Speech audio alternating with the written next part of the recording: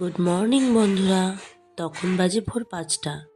কার্তিকের কাকাই জ্যাঠাইরা মিলে কার্তিক ফেললো।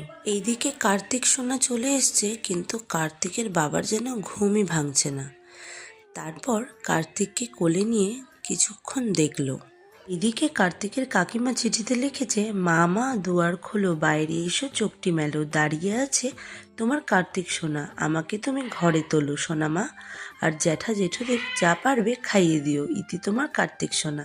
তারপর আমরা চলে গেলাম ফল বাজার করতে। ফল বাজার সেরে আমরা গেলাম মুদি বাজার করতে।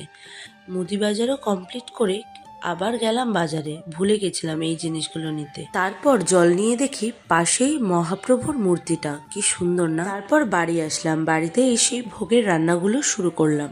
প্রথমেই করেছিলাম পায়েস। এর মধ্যেই আমার মাও চলে এসছে।